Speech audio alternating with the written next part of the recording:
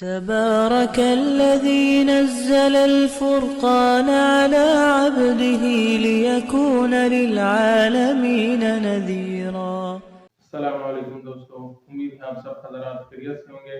یہ نماز کے حوالے سے ہم نے ایک سیریز شروع کیا تھا جس کے پارٹ 4 ہو چکے تھے۔ پارٹ 5 کا بھی آدھا حصہ ہو چکا تھا جو نماز کے مفسدات کے بارے میں تھا، اور آج اس پارٹ 5 کا دوسرا حصہ ہم بیان کرنے جا رہے ہیں جو نماز کے مفسدات کے بارے میں ہے۔ کچھ مفسدات ہم نے پہلے حصے میں بیان کیے تھے اور کچھ مفسدات آج بیان کریں گے۔ تو جاتے ہیں نماز کے مفسدات کی طرف۔ یہ آپ حضرات اسکرین پر دیکھ رہے ہیں، ہمارے پاس 18 نمبر مفسد صلاح ہے۔ نمازی اپنے امام کے سوا کسی اور کو لقمہ دینے والے کی نماز فاسد ہو جائے گی۔ نماز میں جس درجہ بستری یا نجاست ناقابل عفو ہے، اس قدر بستری یا نجاست کے ساتھ نماز کا ایک رکن گزر جائے، یعنی اتنا وقت جس میں 3 بار تسبیح پڑھی جا سکتی ہو، تو نماز فاسد ہو جائے گی۔ نجاست یا سطر کا کھولنا، اس سے نماز کیونکہ نہیں ہوتی، اور نجاست کا مقدار ہم نے بیان کیا تھا جو ناقابل عفو ہے وہ درہم کے برابر ہے، اور یہ نجاست یا سطر کا کھولنا ایک رکن کے برابر ہو۔ ایک رکن کا مطلب رکوع اور سجدہ ہے جو کم از کم ارکان ہے، اس میں 3 مرتبہ تسبیح پڑھی جائے، سبحان ربی العظیم اور سبحان ربی الاعلیٰ پڑھی جائے، اتنی مقدار یہ دونوں چیزیں ہو، اس سے نماز فاسد ہو جائے گی۔ مقتدی کسی رکن میں پہلے چلا جائے اور امام کے ساتھ اس کی شرکت بھی نہ ہو تو نماز فاسد ہو جائے گی۔ جیسے امام سے پہلے رکوع میں چلا جائے اور ابھی امام رکوع میں گیا بھی نہیں کہ سر اٹھا لے، تو اس نے امام پہ سبقت کر لی، امام سے پہلے چلا گیا، اس سے بھی نماز فاسد ہو جائے گی۔ قاعدہ اخیرہ کے بعد کسی فوت شدہ رکن کی ادائیگی کے بعد قاعدہ اخیرہ کا اعادہ نہ کرنا مفسد صلاح ہے۔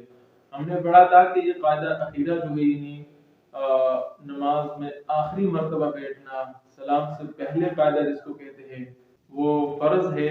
ایک بندے سے ایک رکن چھوٹ گیا ہے، 7 ارکان تھے نماز میں، ہم نے بیان کیے تھے، 6 باہر کے فرائض تھے، 7 اندر والے فرائض تھے۔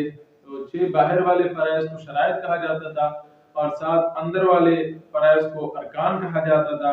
وہ دیکھ لیا ہم نے پارٹ 2 میں بیان کیا تھا۔ تو ان ارکان میں مثلا سجدہ ہے، قیام ہے، رکوع ہے اور آخری مرتبہ بیٹھنا۔ تو ان میں سے جو چیز بھی فوت ہو گئی اور بندہ آخری مرتبہ بیٹھ گیا، اب ان ارکان کا تو دوبارہ پڑھنا ضروری ہے۔ قاعدہ اخیرہ کے بعد اس نے قاعدہ اخیرہ کے بعد ان ارکان میں سے وہ رکن ادا کر لیا، لیکن اس کے بعد اس نے سوچا کہ میں نے تو قاعدہ اخیرہ پڑھ لیا تھا، اب دوبارہ کیوں کروں؟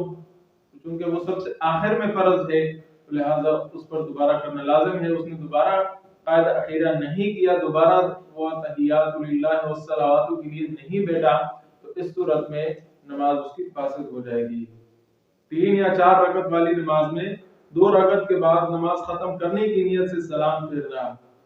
تو 3 رکعت یا 4 رکعت والی نماز ہے، بندہ 2 رکعت کے بعد سلام پھیر لے تو اس کی نماز ختم ہو گئی، حالانکہ اس نے نیت 3 یا 4 کی تھی، تو 2 رکعت تو اس کی جو ہے وہ اس کی نماز وہ فاسد ہو گئی، اگرچہ نیت اور گمان میں غلطی ہو جائے۔ نیند کی حالت میں ادا شدہ رکن کا اعادہ نہ کرنے سے بھی نماز فاسد ہوتی ہے۔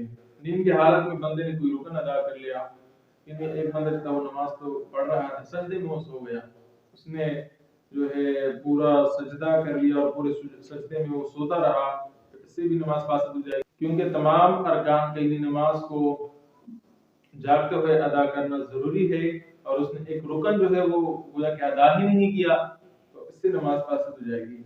اور وہ فعل جس سے وضو یا غسل واجب ہو مفسد صلاۃ ہے۔ اس طرح بلا عذر کسی رکن یا شرط کو چھوڑ دینا بھی مفسد صلاۃ ہے۔